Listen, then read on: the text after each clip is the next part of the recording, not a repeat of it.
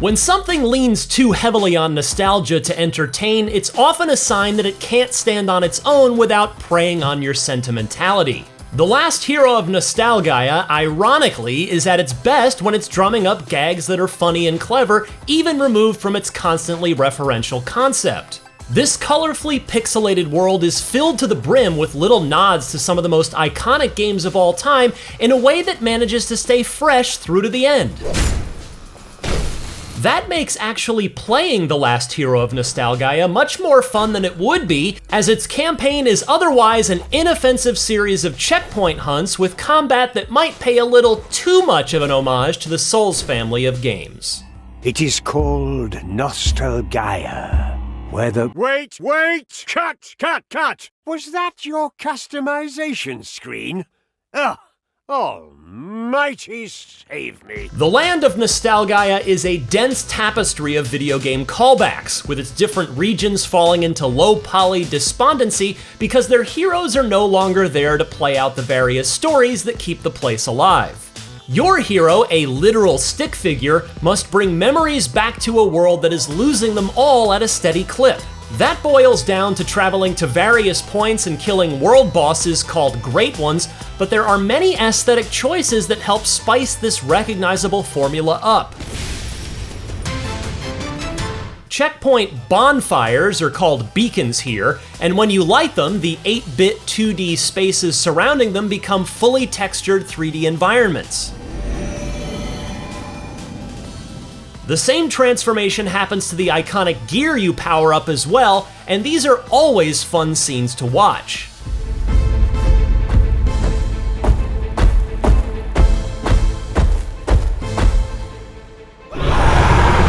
Last Hero isn't fundamentally different from any action game you may have played that's attempting to do a From Software impression. The risk-reward relationship between attacking and defending yourself from enemies at the expense of your stamina meter still marries comfortably with the gamble of pushing deeper and deeper down dangerous dungeon corridors. Doing so puts progress and currency on the line in the hopes that a glowing checkpoint is around the corner and not some gnarly beast lying in wait to steal it all. If you're familiar with other Souls-like, it won't take very long for the process to feel routine and familiar, and then start wishing that Last Hero would change that formula up in some significant way. It's a wish that is never granted across the roughly 10-hour journey.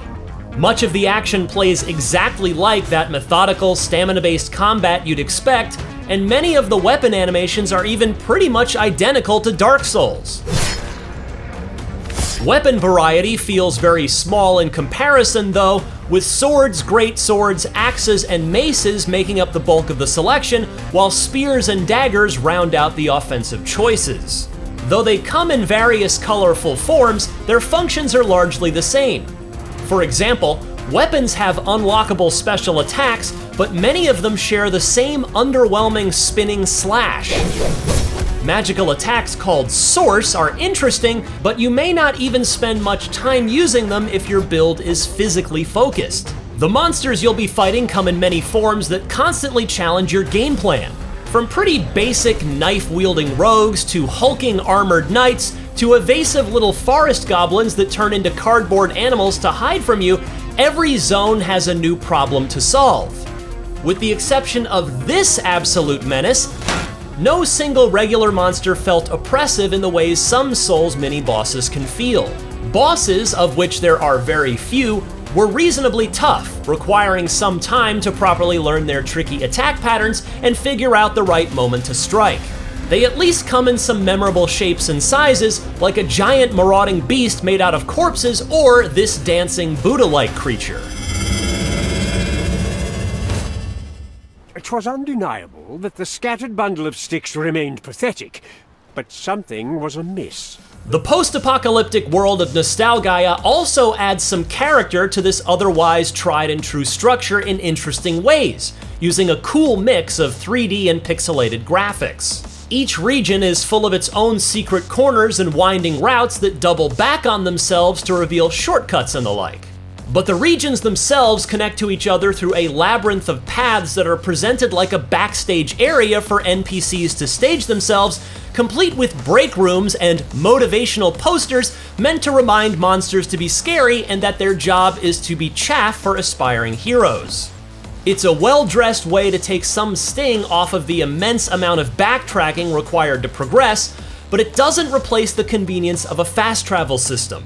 Much of the backtracking is the standard door unlocking sort of stuff, but the weapons and armor you gather through your journey present another persistent temptation to retread old steps. Every piece of gear you find is in a diminished form, but if you take them to specific spots in the world, you can reignite them with the memories of their former owners and power them up, raising their stats and abilities. Last Hero wisely turns the trope of dumping cryptic lore onto an item's description into a scavenger hunt too, with the story snippets being a clue to guide you to the right room or in front of a certain statue where a particular item's upgrade point is located.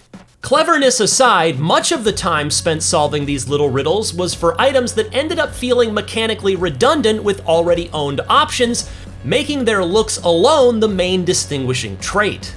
Those aesthetics were definitely a motivating factor for some of these pursuits though, and weapon and armor sets are regularly loud and proud references to classic Game Gear like Cloud's Buster Sword. Last Hero has a good sense of humor outside of the ubiquitous game references as well. While you may not be laughing out loud at any of its gags or one-liners, bring it to me so I shan't ravage you unduly. There is a consistently jokey tone to the characters you meet and situations you find yourself in that will garner plenty of inner chuckles. The narrator, a disembodied voice who is constantly beside himself about how well you are doing, is a big source of funny moments early on. Had it dignity, it would impale itself on its own appendages and rid us of its pixelated shame. Besides negging you during your journey, he'll actively intervene at points, making a bridge when there's a gap too large to cross, or dropping enemies and obstacles in your way when he needs to prove that you're worse than your progress would suggest. Suddenly, a fire erupted to burn the kindling down. The polygons and plentiful meta references are the scaffolding that hold the visual themes together, but Last Hero also does a great job at creating beautiful vistas and harrowing landscapes on its own merit that aren't just outright calls to some other source material. I was particularly impressed with how creepy and unsettling some of the rooms, caves, and forests could be simply by using good lighting or some well-placed low-texture models. That said, a few persistent technical issues do Last Hero no favors.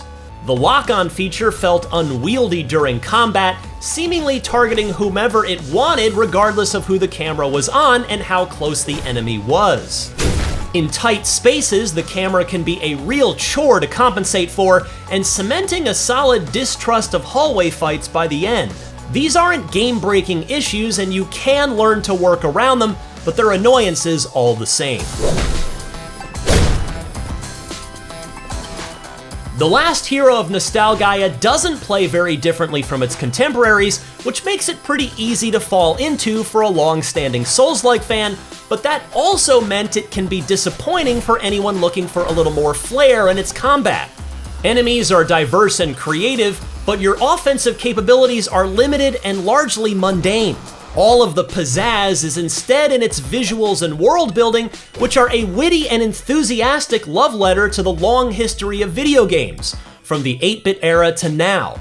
Put together, this competent RPG manages to stand out from the pack of games that fit a similar mold filling digital store shelves, even if it doesn't stand too far above them. For more, check out our reviews of A Plague Tale Requiem and Scorn, and for everything else, keep it right here on IGN.